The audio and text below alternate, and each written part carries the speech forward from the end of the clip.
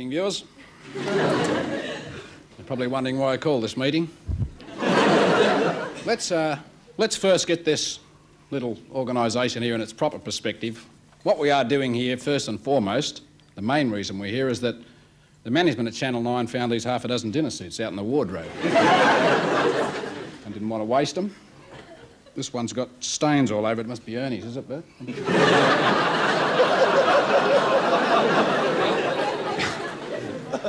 Now, we are gathered here, viewers, ladies and gentlemen, to heap praise on Don Lane. And believe you me, I'll give him heaps. This man, this wonderful Don Lane, who is rapidly becoming a legend in his own mind.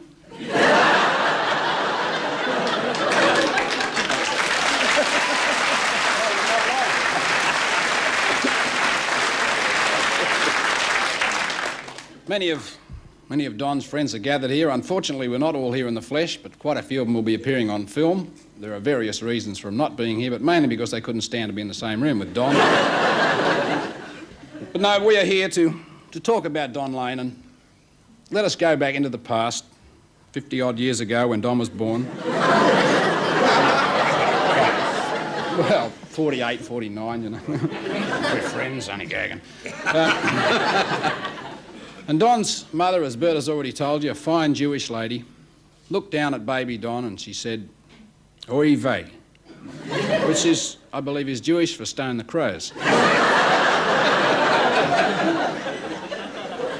She looked down at little baby Don in the cot with his legs dangling out over the end.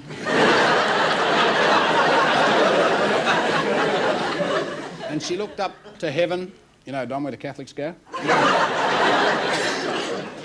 And she said to God up there, looking down at the little baby, "Haven't the Jews been persecuted enough?"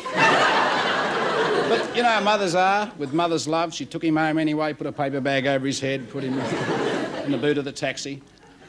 Now, Don's mum, name was Dolly. She was married to a fellow named Bob, and... That's right, isn't it? Yeah, you didn't lie to me, Bert. No.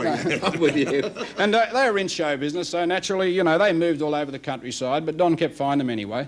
And finally they relented, and they said, well, let's put him in show business, so they sold him to a circus. And so began a career which sometimes rose to the heights of mediocrity, which took Don all over the country, finally ending up with him starring in a play off Broadway.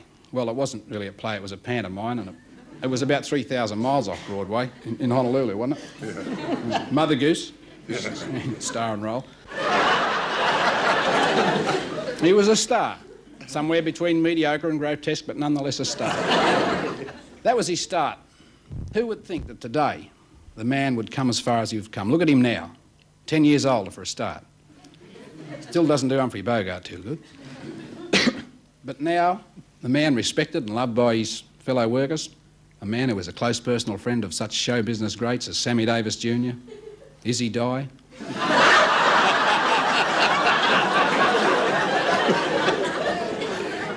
And what a wonderful country this is when a lanky New York Jew can come here and team up with a tubby Melbourne Catholic